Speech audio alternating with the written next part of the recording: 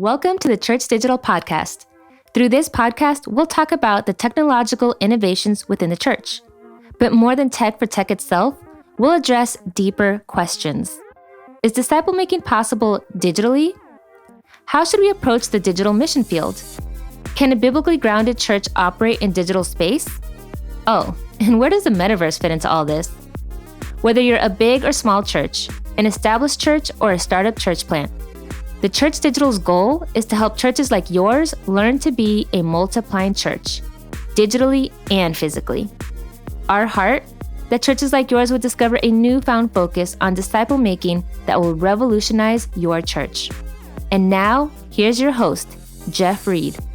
Hey, I'm on Twitch. I don't know what I'm doing. This is all weird. Hey, everybody, Jeff Reed here with the Church Digital and Digital Church Network, and I am in the middle of an experiment trying to learn how to do Twitch. And so we're streaming this podcast interview. We're streaming this interview live right now on Twitch. We're going to bring on the guests. We're going to talk about Twitch. We're going to talk about nerds and nerd culture and all sorts of fun stuff here in a minute. And I got to tell you, I am a little bit out of my comfort zone, but that's cool. I'm learning as we're going along here. And so it's a pleasure to be with you. We're going to be engaging with the chat. I'm seeing Flat Cap in there right now. How you doing, Flat Cap? And excited to hopefully see some others jump in as we're going. But we're going to talk some about nerd culture. I'm on this kick right now, season 4 of the Church Digital Podcast. Sorry, Twitchers, but we're doing this as a podcast as well. And so we're talking about gamer church, Jesus, gamers, and church. How can we do unique things using this, and what's already happening in this space to reach the 3 billion plus gamers that are currently in the world today? And that's not even talking about the nerd culture. Chino Mage is in here as well. I am not a gamer. I would not qualify myself as a gamer. Like, maybe I play a little Pokemon Go with the kids, but the last relevant game, we've talked about this for me personally, was like, I don't know, GoldenEye on Nintendo 64. I'm kind of an old school guy, sorry. I even have a Nintendo 8-bit controller thing literally on my desk. I will sometimes play the 8-bit Nintendo during my lunch break, not on Twitch. Maybe I should start. But hey, what I want to do is let's start to bring some people in. We're going to really do an interview here, hanging out with this. And so let's go ahead and bring Bubba into the conversation. Oh, magically, Andy Mage comes as well. Like, boom. It's all serious here. It's great to see you guys. We did the thing, man. We're doing Twitch. This is Twitchers. Are you allowed to say Twitchers? Like, is that the thing, or is that too like Last of Us? I don't know what I'm doing here. You tell me. What should I be saying? Is it not Twitchers? Oh, no. Absolutely nobody is policing it. You use whatever terminology you want. That has been proven throughout history. Things to do. Yeah, yes. 100%.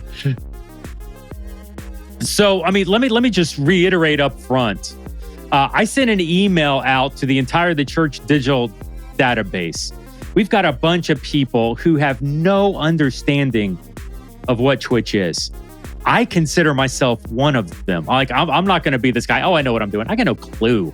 And so, like, for a lot of people in this, through listening to the podcast, we want to start to expose, by doing this series on Twitch every Thursday, 3 p.m. Eastern. We want to start to expose some people that maybe aren't aware of what church is and the influence that Twitch can have. We want to start to bring some awareness to that, and maybe even start to talk about how churches can utilize Twitch.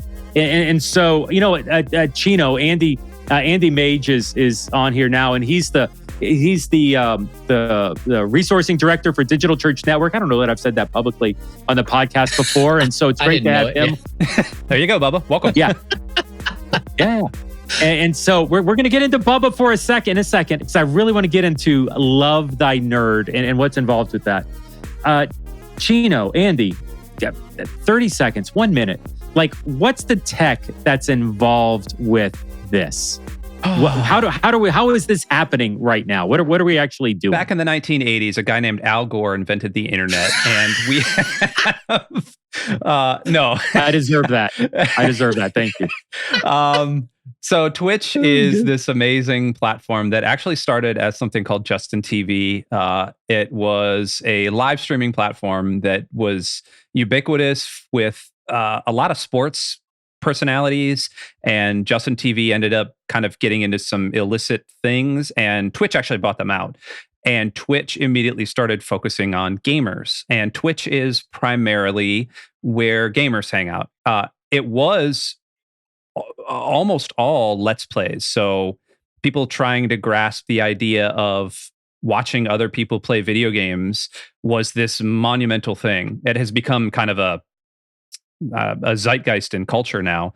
But Twitch has actually evolved over the last probably, I don't know what, 4 or 5 years, Bubba, into becoming more of a just chatting sort of live stream. Let's set a camera up. Let's talk to a chat, and let's put some fancy lights and do weird things. Let's throw pies at people. And now we have Twitch. And so we have this a weird clash of a fully formed gamer culture and now kind of this other culture that are mashing and turning into this mutated form of awesome.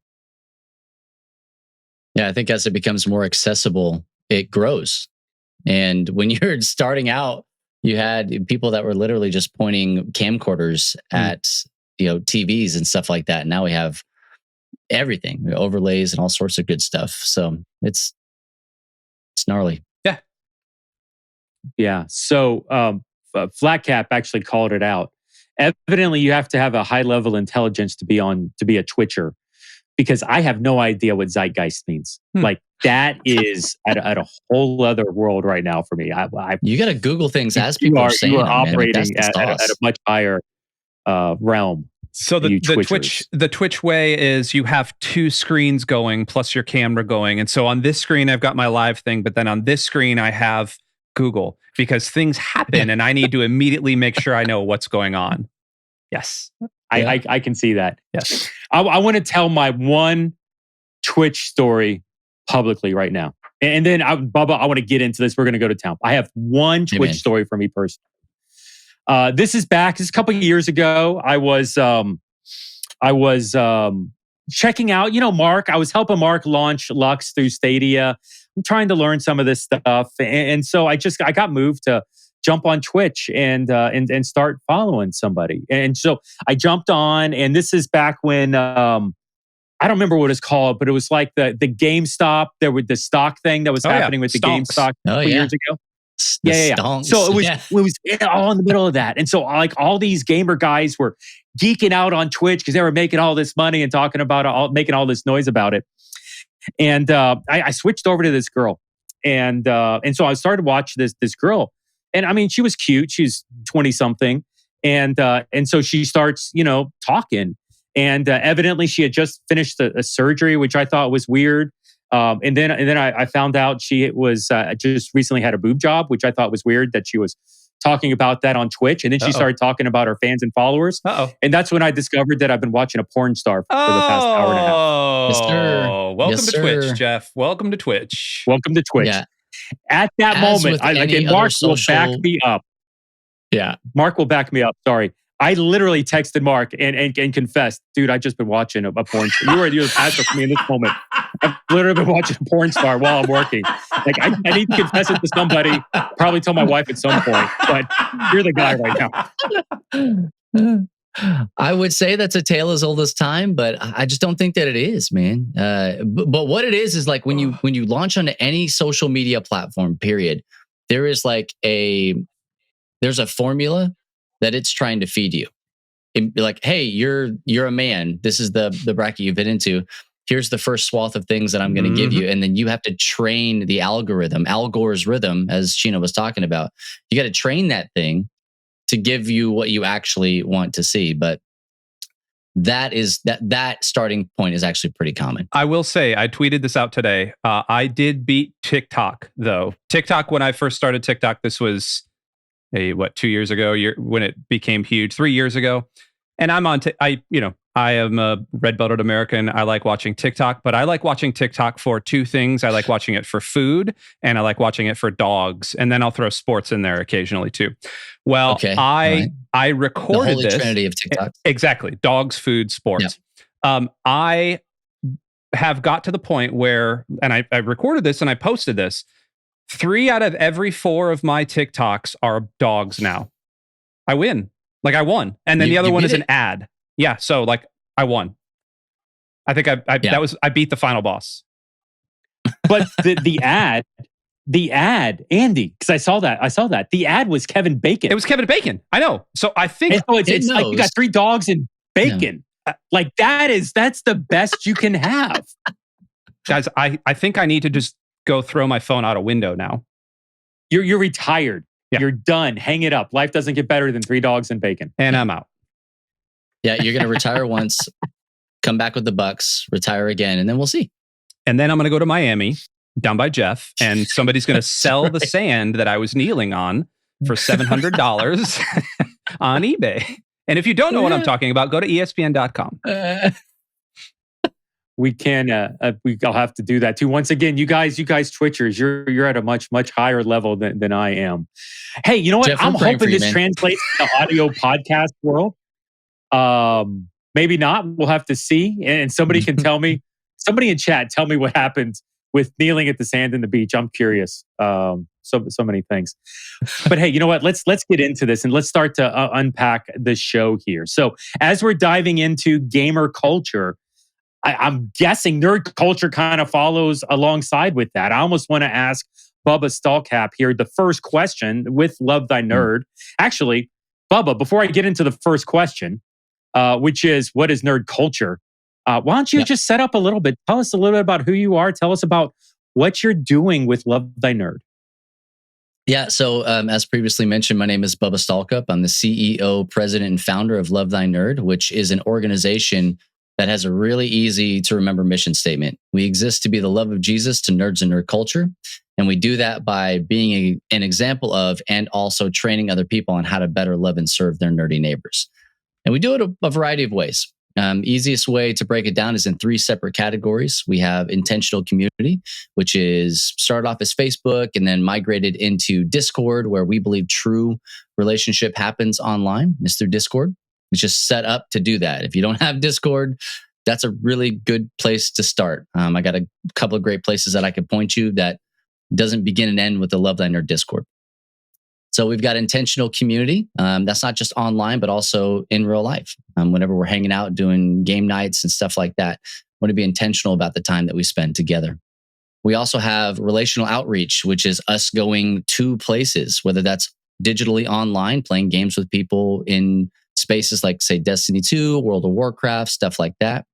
Or it's us going to what we call nerd culture events, which are conventions, Gen Con, PAX Unplugged, 30, 40, 50, 60,000 of your closest friends, that kind of a deal.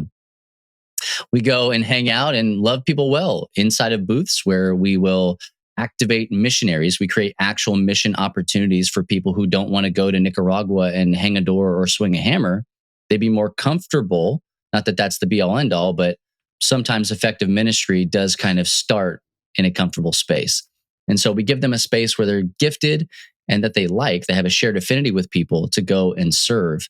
And we have those moments at nerd culture events. So that's our relational outreach. Then we also have thoughtful content, which is our website. We've got blogs on there. We've got resources, which are just really a compilation of blogs, articles, features. We have podcasts, YouTube shows, Twitches, all sorts of stuff. Like anything that you could possibly think of, there's probably something on there about that. And so those are the 3 major things that we do in order to better love and serve our nerdy neighbors and to help train other people how to do that as well. Okay, so let's back up even to that. By the way, I totally want to dig into like nerd missionaries and what's involved with that.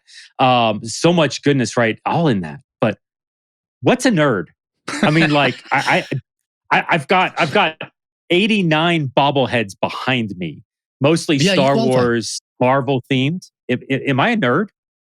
Oh yeah, absolutely. Yeah. Like, yes, nerds. I was hoping that was the answer. Yeah, no. I mean, like nerd and geek, they do have different meanings, but they're kind of interchangeable at some point. When we actually started, we were talking about some of those things. It's like, oh, are we geeks? Are we nerds? Are we this or that? It's like, man, we're just really trying to kind of umbrella this thing. And the idea is that, like, when you really nerd out about something, it's like, what's the thing that when you start talking about it, other people start zoning out? Like, that's the thing that you're actually a nerd about. It really is, right? Like, some of the biggest nerds I've ever met in my entire life are like sports statisticians. People that play fantasy football. There ain't nothing nerdier in the world than fantasy football. And so, like, we just try to help people understand, like, look, man, it's you are one. We're not trying to talk about people that just like Pokemon. We're not trying to talk about people that just collect comic books. It's everybody's nerdy in some way, shape, or form. You were talking about at the top of it here that you're not a gamer, but you might be. It's like, that's kind of where people are. I'm not a nerd, but man, I really like those Marvel movies. I'm like, nerd, you're a big nerd. Like, it's real.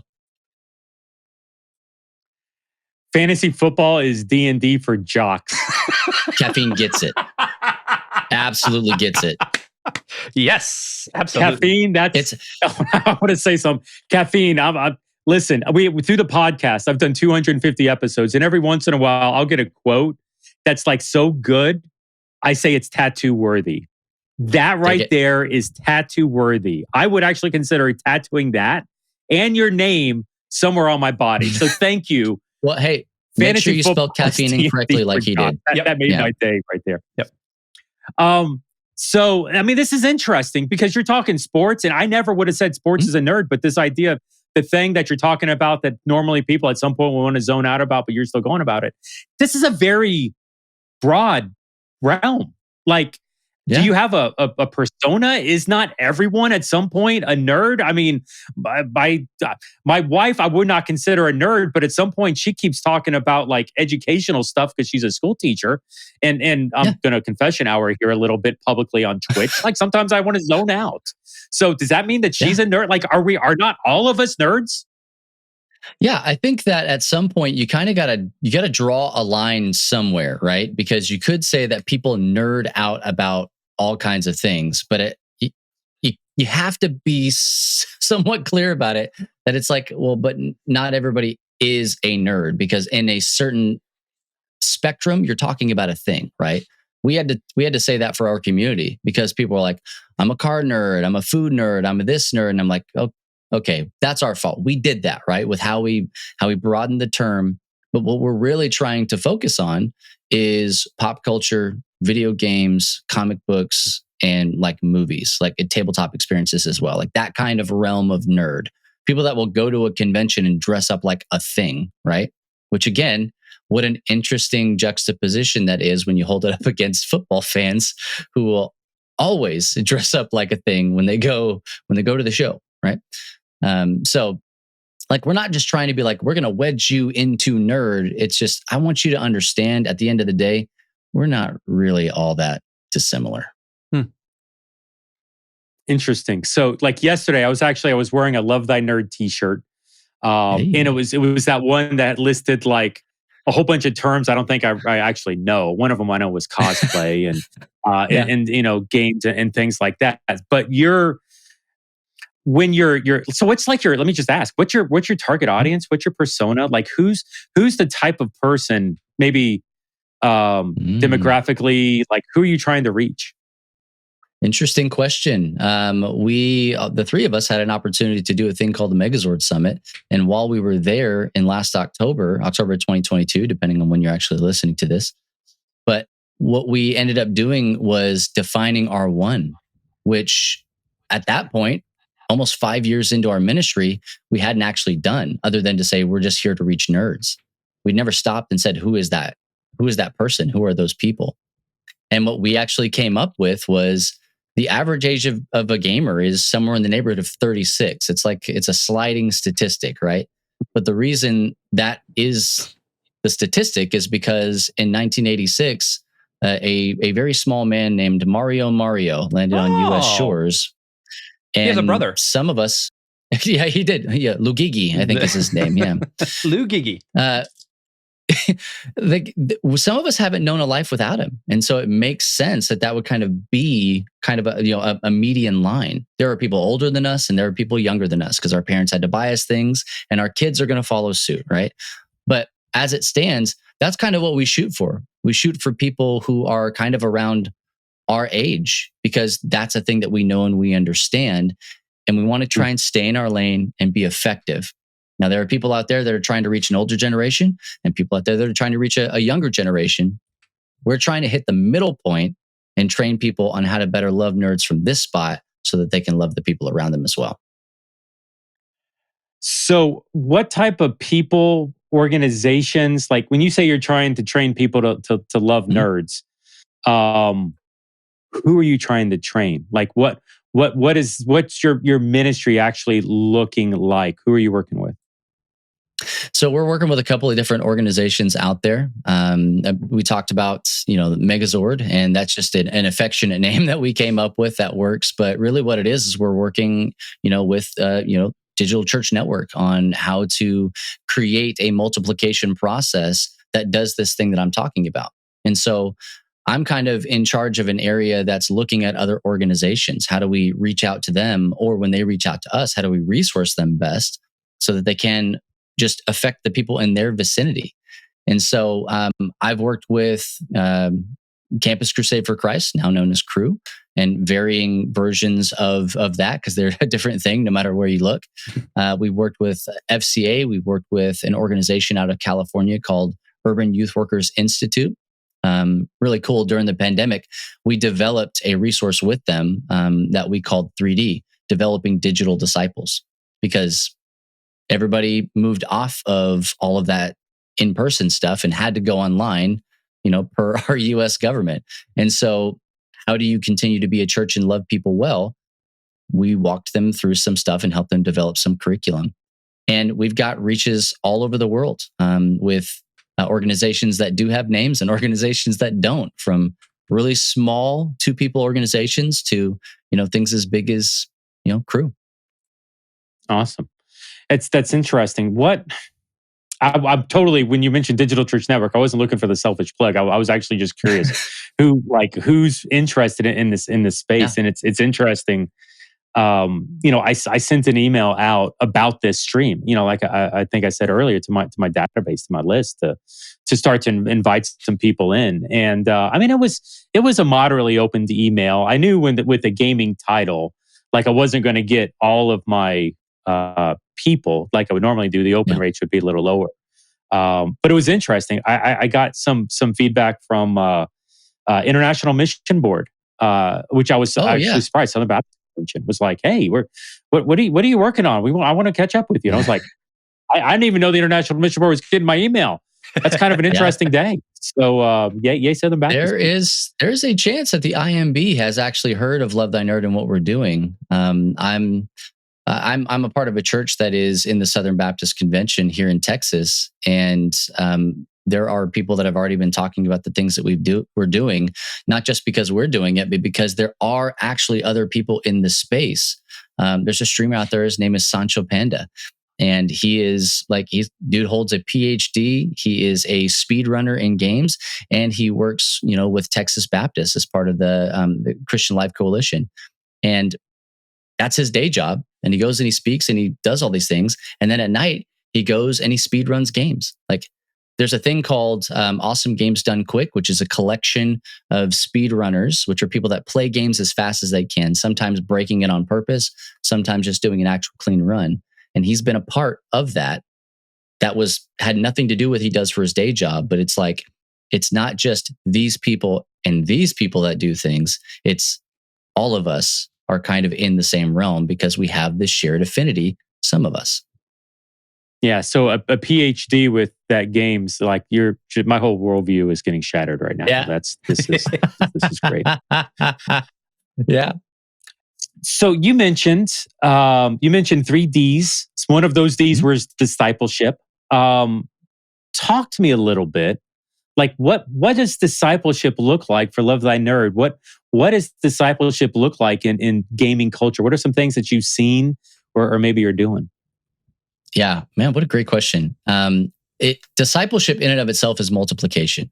And so just as a short background, I come from the church world. I didn't just attend church. I was a part of church staff for over 12 years at various churches in different capacities. And I spent 5.5 of that as a youth pastor.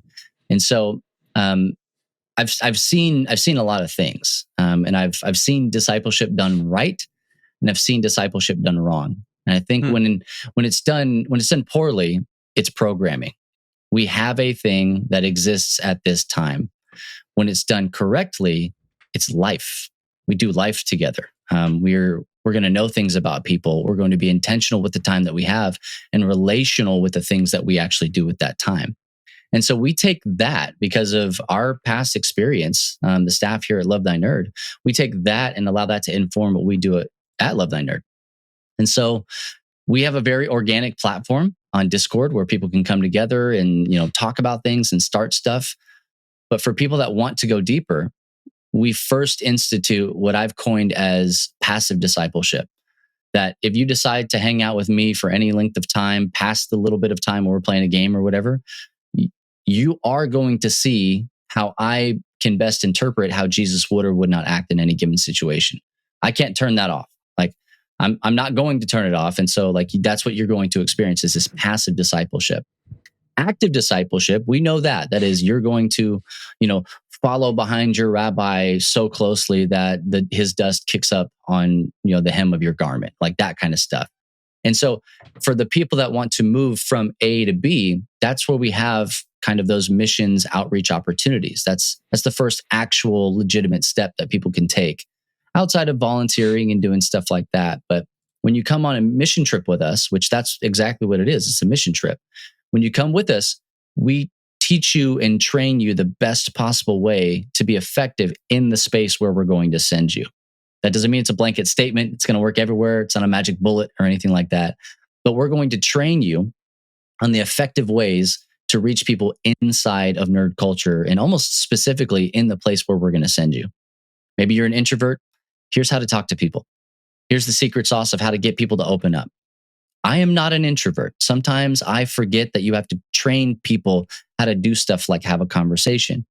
But rather than shaming them for not being this thing and fitting this model, we train them on how to do that. Hey, you're not going to know what to ask. Here are 4 things that you can ask people to get them talking about their favorite subject, which is themselves. So that's a small part of what we do. And then we tell them, hey, people are going to ask you, they're going to understand that you're a Christian at some point. They're going to understand this thing. And then they're going to have a whole bunch of questions for you. The biggest thing that we tell people is do not pretend like you know everything. You're not God's gift to mankind or even the people you're talking to. You're there to be a vessel.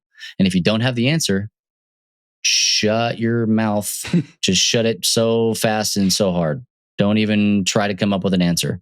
The best thing you can say to somebody is, I don't know. That's a great question. I'd love to take time to find that out with you. Andy? Yeah, Bubba, huge fan of LTN, obviously with Megazord and all that, but been listening to your guys' podcasts, doing kind of all the content nerd stuff. There's that nerd term again, sorry.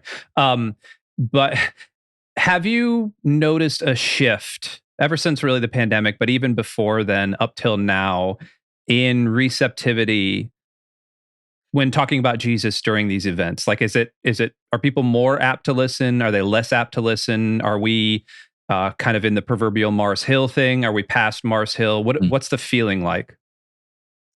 Yeah, so I think anywhere you go, and I'm assuming the audience that's listening to this podcast, right?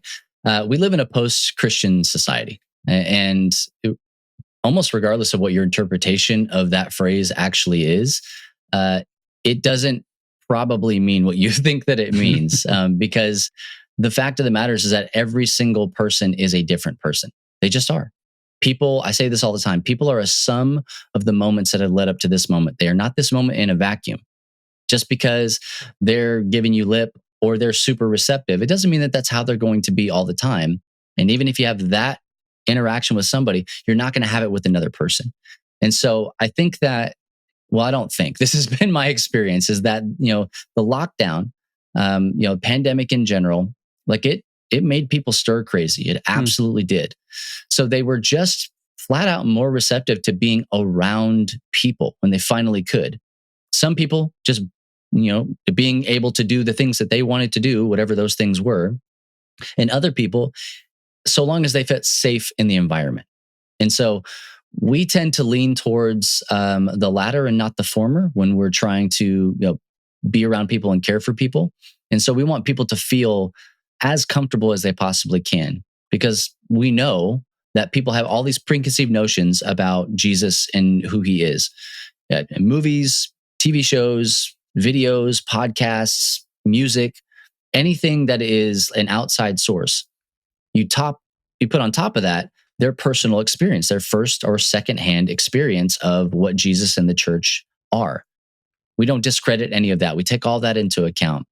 And so if we're talking about how receptive people actually are to hearing the gospel, we take this approach. I told you one of our things was relational outreach.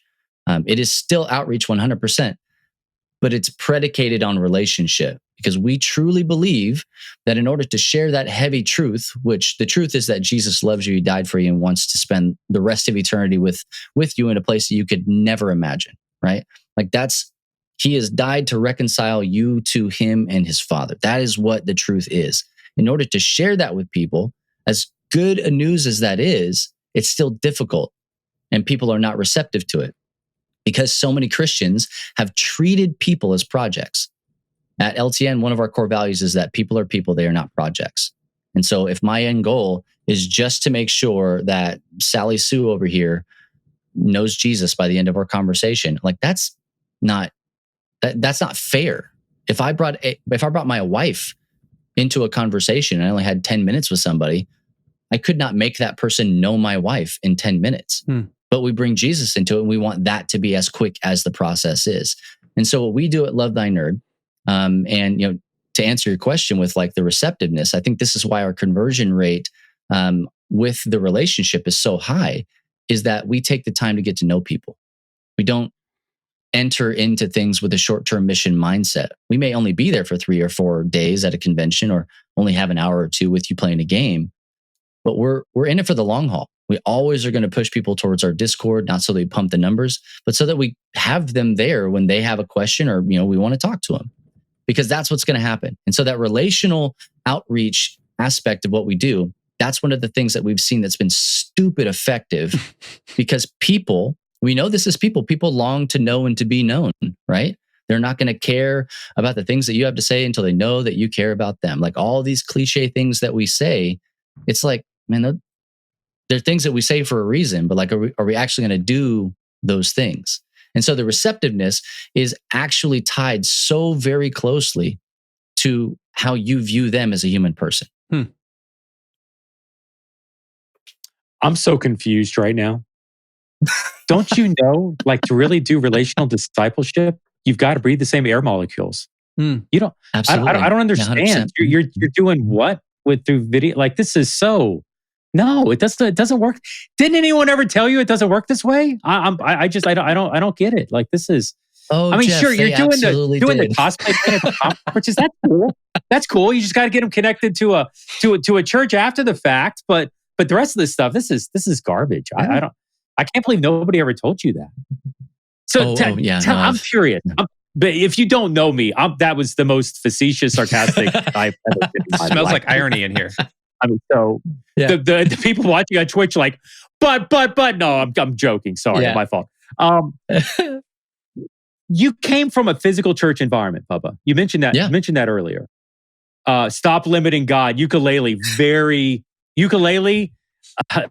That is it's funny. Oh my gosh, I'm trying to think of the Leonard Sweet quote. He told me recently on that. M Keys, you've been good too on chat. I met a guy face to face today for the first time who watches streams online, connecting in Discord. The in-person meeting is great, but we already had a relationship through streams and Discord. You see, this is the thing. And I'll get to the question, Bubba, in a second. Like, no, you're fine. There is a type of person. I don't know if it's generational, if it's age-based, if it's more biased towards gaming and digital technology, if it's a digital native versus a Luddite. Like, I don't know what the characteristics are. But in 2023, there are people that get it.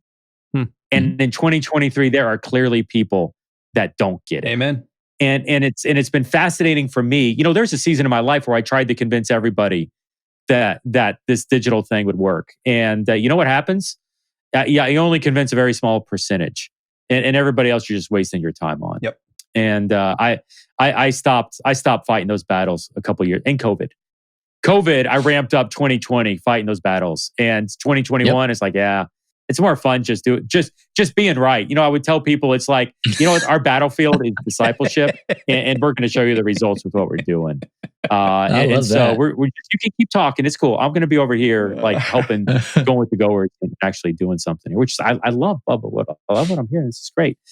Tell me, how did you pivot away from, what was your physical church kind of involvement? Were you on staff? How did you pivot away towards that? Are you still involved in that? What do they think with some of the stuff you're doing with Love Thy Nerd? Like, tell me, because that's a hard shift. I would love to hear some background on that from you. Yeah. So back in 2012, I was serving as a youth pastor in Odessa, Texas, and I actually got fired from that position. And it's one of those deals where I'm like, I still don't know. I don't know at all what the reason behind that firing was, because it was highly political and all sorts of stuff. Anybody who's been in the church world for any amount of time can maybe speak a little bit to that. It is a more common story than it is uncommon. And so what ended up happening was we moved out here to Central Texas, and I got a job at a church that has one of the most staunch names that I've ever heard in any church world, and that's First Baptist Church. It's First Baptist Church in Marble Falls. And so like... Marble Falls, okay. Yeah, I mean, yeah, right there, it's like... And so, but I got a job as their first ever full-time technology director. And so I was kind of pivoting back into a passion of mine, which was tech. And the cool thing about it was that they'd never had anybody. The terrifying thing is that they'd never had anybody. And so everything that happened was either revolutionary or basically black magic. And so we kind of worked from there. And I'd come out of full-time active ministry. And if you're on staff as a tech, director or person or whatever, man, I hope that things are going well for you. For me, it was really difficult to actually lead in a ministerial position because you're so focused on the tech and making things run properly and making sure that the lights, the sound, and the video and all sorts of stuff are running, while also still moving in a direction that is, pushing the church forward and not holding it back. And so, kind of a lot of pressure, and the hours were grueling, absolutely grueling. People think I'm joking when I say this, but there were multiple nights where I slept in my office, and not because I was fighting with my wife. Like, it was just things that needed to get done, that there were not enough hours in the day to do them. And so, you come out of that, and not being able to like truly minister and stretch these legs and, share with people and all sorts of stuff. And so I found myself involved in an organization called Game Church, that I was actually just looking for, hey, God's calling me to start something. What would I call it? I Googled Game Church. Boom. There it was. They had already parked the domain and put up a website and all sorts of stuff. And so I just got involved with them over time, started doing community management with them, going on, it didn't have this name at that time, but nerd culture mission trips, and going to conventions and all sorts of stuff. Went to some of the biggest ones. We went to E3. That's starting to die down now, but we did that twice. It was really cool. Been all over the world, like doing stuff, right? It's crazy. And I told my church, I was like, look, man, I'm finding my ministerial time here and not here at church. What are we going to do about that? And so finally came to a point in October of 2019, when we started, really having conversations and pushing forward with stuff. And I was offered a full-time pastorate at a church plant that we were going to be doing. And the only caveat was that I would need to leave LTN, and would I be willing to do that? And it wasn't malicious. Like they were giving me basically the exact thing that I was asking for. And I said, no, I could probably be convinced to do less, to not do more, but I'll never do less, right? Like I'm not quitting. This is the thing that has carried me, and I really do feel like God is calling me in this. And so we started a plan, and my church supported me 100%. They paid my salary for a year so that I had a ramp in order to go. What I didn't know is that ramp was going to be super flat. That ramp was going to be 2020 and a pandemic and all sorts of stuff. But it didn't change the timeline. And my church has been crazy supportive ever since then, to the tune of in November of 2023, this year, they're the host space for our Nerd Culture Ministry Summit that we're putting on. Us and Lux Digital and a bunch of other places are going to be kind of coming together to do this, to reach out to ministry leaders and organizational leaders, whether they're from municipalities or Boys and Girls Club of America, YMCA, churches, all sorts of stuff. Anybody that wants to better reach the nerds in their space, that's going to be the hub for this 3-day intensive where we train people on how to do that better. And my church was like, we would love to do that. Please sign us up. You can have the whole building. They gave us the whole building for the week, which is nuts. So cool. I totally want to, by the way, your story and my story are not that different. And so I actually would love to maybe sit down over coffee or virtual coffee and unpack that, because that was beautiful. But the idea of really what I want to get into, because you're doing this, the summit, the event, and the idea is physical churches impacting and reaching nerd culture. So, podcasts, you're going to have a lot of physical churches that are trying to figure out how to impact digital. So talk to them a little bit here. What does that look like? How can they take steps, even baby steps, to start to maybe engage in that nerd culture better? Whew, man. So my wife shared something with me the other day, and I'm a plagiarist at heart. Like what good Christian isn't, right? We didn't write any of this stuff. And so the thing that she told me the other day was the only way to get through it is to do it. And I don't know who said it before her, so she's just going to get credit. Anna Stallcup, bam. And so I'm a white knuckler as it is. And so I project that onto other people. And so I tell them all the time that, if you want to get down into a nerdy quote, here is Master Yoda from Star Wars. Do or do not. There is no try. Like if you're looking at this as just a thing that you're going to kind of test out, I would just say, hey, do you do that with your men's ministry? Do you do that with your children's ministry or your youth ministry? Is it a test to see if this is something that will stick? And it's not, because I can tell you for sure and for certain that these people do need that. So I would say start where you can. Some of the easiest things that you can do is just to source those people, to find them, right? And this is it. This is you guys are getting candy in the lobby right now, okay? This is everything I'm saying is usually behind some sort of paywall. I do like candy. And so here's the thing that I tell pastors all the time. Just add one nerdy quote. To pick your genre, I don't care what it is. Add one nerdy quote or reference to your sermon. Even if you don't know what it means, like ask somebody who does, what would be a good thing? Maybe, let them listen to your sermon a little bit and kind of help you add it in where it would fit the best. And then just see how many of those people come up to you and don't tell you how great you did, pastor, and don't want to, shake your hand and just be friendly to you, but go, I had no idea that you liked Star Wars. When did that happen?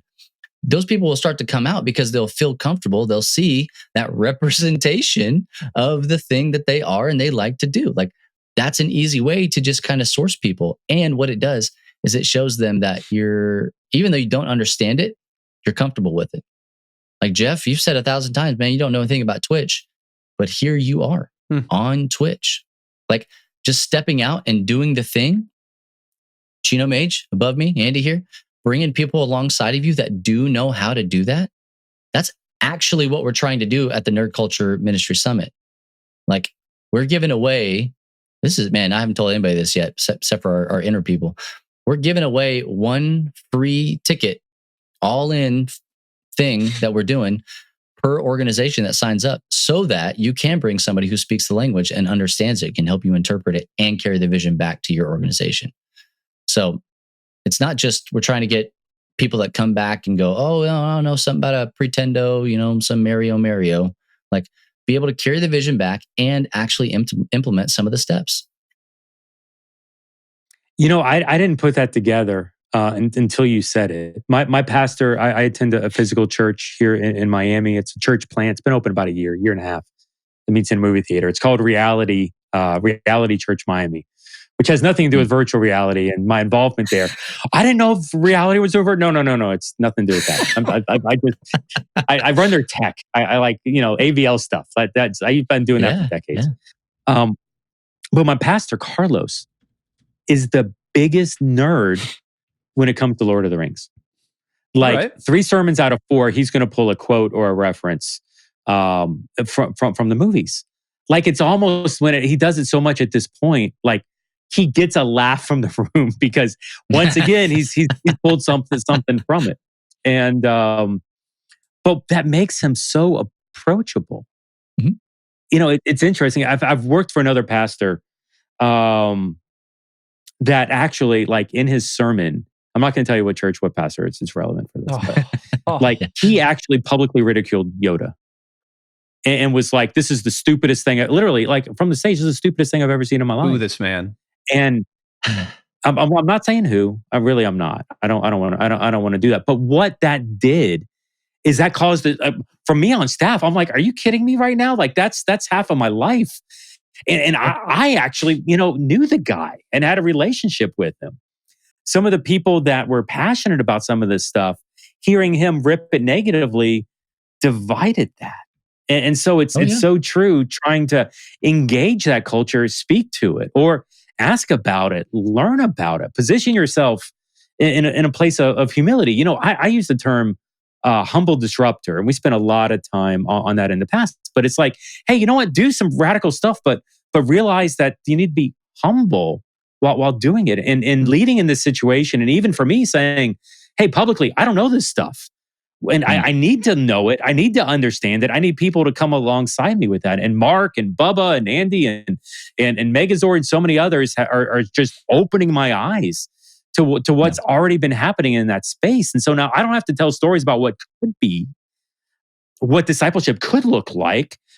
I can tell stories of what Love Thy Nerd is doing and pointing to what they've already done, which, by the way, is multiple generations and things that are happening, and growth and learnings. And like, this is not a fly-by-night approach. It's to this point now when I talk about digital discipleship and like digital church, it's not an experiment.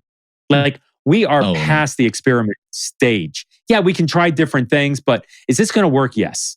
We're seeing the results of that and starting to understand that. This is so good. Hey, Bubba, Love Thy Nerd. So you're doing a conference in the fall. Like, how do people sign up? How do people get connected? How do people help? Like, give me the spiel. If somebody wants to get connected into this, how do they do that? So the easiest thing to do right now is to follow Love Thy Nerd on all social media. We're in the process, and at the end of February, we'll have website for NCMS, and we'll have social media and all that good stuff. We're just outside of our window for having that stuff ready to go right now. But if you follow at Love Thy Nerd on any major platform, we will not be able to shut up about it when we have information. I can guarantee you that. And so it's important for me to let people know kind of not just how you can do it, but kind of what its main focus is. So NCMS as a summit, as a conference, whatever you want to call it, it doesn't matter, right? As an event, what it is designed to do is it's designed to create local, like, ministry networks. Okay, so we're going to be like heavy hitting the marketing within 300 miles of where I am, give or take, right? So from where I am, that means Dallas, Houston, San Antonio, Austin, and even kind of out there towards the West Texas area. Now everybody's invited, right? But the core thing that we're actually trying to accomplish is to create networks both in cities and in regions where people can actually be like, hey, I'm also doing that. Oh, I remember this person from here was also interested. They've got a network and list of contacts, so that they're not doing things alone. They can find people to come alongside of them. And it doesn't have to be Love Thy Nerd. It just doesn't. If they would like for it to be, it can be. But we want to put people that are close to them, that are doing the same thing, that have similar goals, create that network so that they can do ministry together. And then in 2024, Lord willing, and the creek don't rise, man. If it goes well in 2023, we will move NCMS out of Texas and into another region. And then 2025 into another region. Just replicate. So anybody from across the world is willing, is welcome to come and fly in. But we're thinking, man, how can we make it accessible to people that can just drive? How can we create those moments for them? Yeah. The Church Digital Church Network, we want to be a part of this. So we'll talk through what that looks like. And there's definite opportunities, to bring people in, to reproduce. I love your idea of, hey, let's reproduce this beyond. Anytime it's the idea of not growing something to be massive, but multiplying to allow more contextualization and easy access, like what you're talking about, is such a good strategy in 2023 and beyond. So that is solid. Hey, I wanted to dig in on something. You said as a quick throwaway. I agree with you. It was probably the most controversial thing that's been said today. Ooh, let's go. United States is post-Christian. Many people would disagree passionately. Many people would ardently fight that it is. There's lots of stats. There's lots of opinions. Like blah blah blah blah blah. We're definitely. I mean, I'm not saying it's without argument. We're definitely trending. You're not hurting my feelings at all, man. This is all completely like nothing's subjective. It's all subjective. Yeah, I'm curious. Why? What's your take? Like, what's your why behind that? I agree with you, but I was curious because that's a pretty strong statement. It's statistics. I mean, that's kind of the leading thing. Anybody who does that, if you look at like, the Barna Group and stuff like that, they're the ones that are kind of going out there and doing the sourcing. I haven't talked to nearly as many people as they have. Like, right? I know the people that I know, and I know the people that I get to spend time with and experience. And inside of nerd culture, I can almost 100% tell you that we are a post-Christian. We're in a post-Christian time frame. I'm not even going to talk about like geographically where we are, but just in time, it's very post-Christian. And so you think about like it used to be the expectation that people go to church. It's Sunday, you go to church. It's Wednesday, you go to Bible study. It's Friday, you go to prayer group. Whatever it is, like that was the expectation. You can just look in schools, right? It doesn't have to be just even in nerd culture. Like schools, they used to keep those times available for students because they were going to be in church. Hey, we don't have Wednesday night activities because that's church night. Now we're starting to kind of move more into a secular way of thinking, and there's a lot that can be talked about on that. And I'm more than willing to talk through things with people about that. But it's not necessarily. I don't think it's a bad thing per se, because I'm not a huge proponent of a papal state, a national religion of Christianity. I think that, and I talked about this a little bit, last night when I was speaking at Lux, that if we're going to be true worshipers of God, that means that we have to sacrifice, and we're called to worship in spirit and truth. And worshiping in spirit means that we become that living sacrifice, that we die daily to the things that we want, the desires that we have, and everything that we knew before is gone. We leave those thoughts, those patterns, those everything. But I don't condemn people that don't subscribe to my belief system. And I think that that's something that pushes us forward, is that rather than me standing out on a corner and yelling at somebody, or real talk, standing out in front of a convention and telling all the people going inside that they're going to hell, instead of doing that, we meet them, hear their stories, love them well, and encourage them to be better than they are, which is something that every single person on the planet should be doing. Nobody is done cooking. Not you, not me, not anybody. Like we're a constant thing that is moving forward. And if we think that we can't change, then we're done. It's like sharks, man. Like if you're not moving, you're dead. Dying. And so that's kind of what I think of when I think of a post-Christian society, is that it doesn't really have anything to do with what I think. It is all based on what I have experienced.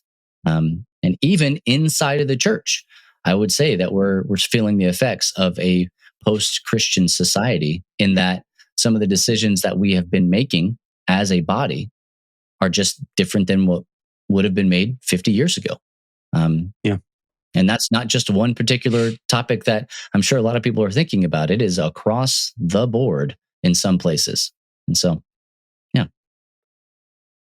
yeah, it's almost recognizing that there's been a post-Christian shift allows for more creativity, allows for more options. It allows us to recognize, hey, the model we've been running doesn't work. Maybe we should be doing something different. It's interesting. I saw Black Cap, say, bless them. Quite literally, the book that I wrote, the book that Dr. John and I wrote, the book that Dave Ferguson wrote, we just stole all his stuff.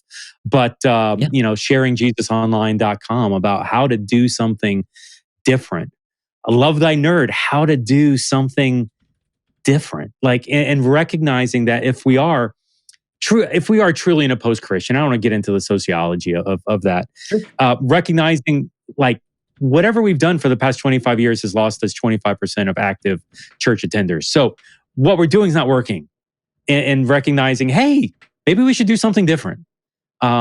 Leaning into that, and I'll hear the church, well, it's working for us still. And it's like, okay, you may be the one church in America that's still having success. Good for you. Hopefully it stays that way for like the next 12 months. But the fact is that more and more of it's going away. I do believe this, Bubba. I think that churches are going to get bigger. I think that churches are going to get smaller. I think the life churches, I was actually at Christ Fellowship West Palm Beach. It's like 20,000. They got 15 campuses. Like churches like that will continue to thrive. Yep. But I think there's a completely different model that's going to be much more relational, much more small coming out of this, much more digital, much more gaming, much more contextualized. You're going to see a lot more smaller pockets operate that are multiplying out instead of growing. It was funny. I was actually, I was listening to one of the podcasts, Jay Cranda. I did a podcast with Jay Cranda recently from Saddleback. And he was talking about how big churches actually want to better understand how to be small to be relational, which is entirely ironic because all the small churches want to grow as big as possible to be like Saddleback. Yes, sir. It's like nobody's understanding how to be who God's called them to be and operate in that space. And so it'll be interesting in the future. This has been an awesome time, man. Bubba, Bubba, why are you named Bubba? I want to know this as we're landing the plane. This is where we're going to land. This is what we're going to wrap up on. It's good landing. Because when I look at you, you don't look like a Bubba. Like I'm redefining the genre, even when you're man. in person, Bubba, I'm expecting, me, 6 foot, huge, 6'5". Like you didn't seem to be a Bubba in physical space. Like, why are you Bubba, Bubba? What does he look like? Like a Tim? A Mark? Hey, my brother's name is Tim. There you go. I know, and I know a guy named Mark. This is crazy. Why am I Bubba? Well, I guess it all depends on who you ask. And so if you ask the females in my family, it's because my sister could not say the name Michael. My name is Michael David Stallcup Jr. I have no problem with my given name. I just don't use it very often, right? But in that time that I've had this name, nobody has called me Mike. Few people have called me Michael. Nobody's ever called me Dave or Davey or Junior or anything like that. I've been Bubba A1 since day one.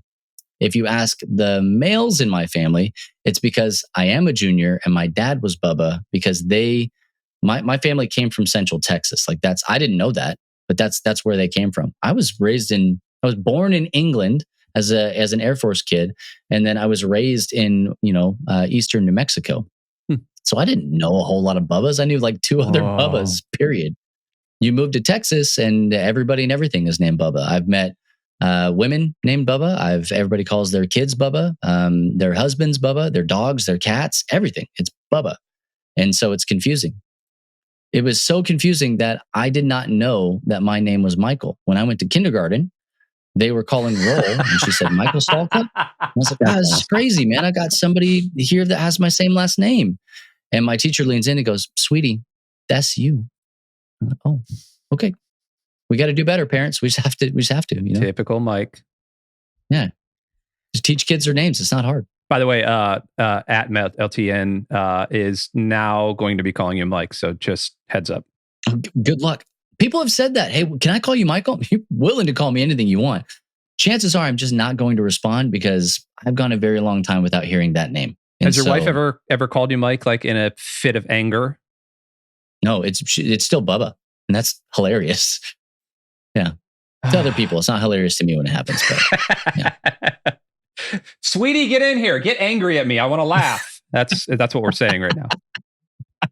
Let's get that Matt, make this happen. Yeah. Let's get Mike at LTN.com. Let's get the email address. Let's get on business. That's me.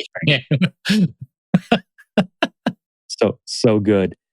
Hey, listen, we're going to land a plane. This has been it's been an awesome time. Remember, Twitch family, Twitch people that are watching right now, thanks for jumping on here. Click the follow on this DCN channel. We're going to be doing this show interviews every week, 3 p.m. Eastern, right here at this channel, twitch.tv/DigitalChurch.Network. I'm actually looking at my calendar right now because I have no idea who's next week. Jono. Oh, Jono. Yep, Jono. Next week, we're digging into esports. Jono, digging in and learning about what church, what Jesus, what discipleship, what opportunities exist maybe in that space. Super excited about the conversations that are happening there. 20 followers? Like, I don't know if that's good. We've had, consistently 10 to 12 on the stream for this. Dude, we just launched this thing. This is great. And so thank you for being on here. Podcasters, those of you that are listening, hey, you know what? If you're listening to Bubba, and Thursday, 3 p.m. Eastern, right here on Twitch. We're going to be doing it again. We're going to be talking to Jono in real time. Bring questions. Let's hang out together. Thank you all in the audience for jumping on. I hope I didn't screw this thing up too bad, but looking forward to doing it again. And so for Andy, for Don't Call Him Bubba Mike, this is Jeff with Church Digital and Digital Church Network, and a whole bunch of other fun stuff. Thanks for jumping on the podcast. Thank you for jumping on the stream. We'll see you next time on the show. You have a good day. Does somebody actually click in? How do we stop this thing? We're still going because that's absolutely hysterical for people to hear this. I'm going to click finish and everyone's going to leave the stream, right? See, Mother Goose gets it. Mother Goose 421. We could fix this in post. This is the best thing ever. Yep. We're just going to leave Goose, it. wait, hold on. Leave the stream for 30 more seconds. Yeah. Mother Goose was actually my nickname in high school. Wait, what? Honest to God, true story. Hold on. This is the after the credits stinger, like in a Marvel movie. This is the post show. This is the post show party. Nobody knows this about my life. That's interactive. So I was second team all state football, offensive line, defensive line, but I was very pastoral as a football player, and so like I cared for people. Like, it was funny, to be honest, I actually, in hindsight, I hated football because I cussed like a sailor. Like, cool. And it's what I hated about me. Like, it's impossible to play football and not cuss. I truly, truly believe that. And I'm sorry. I've apologized to God many times for it. So anyway, but I was pastoral and caring, but dropping F-bombs regularly. And so the football team, I was co-captain, had whatever. And this guy named Mike Ortego was a linebacker, number 50. Said, one time I was like caring for somebody after they got like beat up, trying to pick him up, encourage him. And he's like, Mother Goose, would you just shut up for once? Dude, fuck. Mother Goose for like 2 years. They're actually somebody put in the yearbook, printed in my senior yearbook, Mother Goose got his feathers ruffled. And so, like, it was in reference to me because I ended up yelling at Mike about it. So I was like, back. So anyway, that's not what you wanted. But Mother Goose, thank you for the 421. Thank you for the flashback. Like, I hadn't thought about that story in years, and you just you took me there. Thank you. I appreciate that very much. Well, I think this is what you get by jumping on Twitch.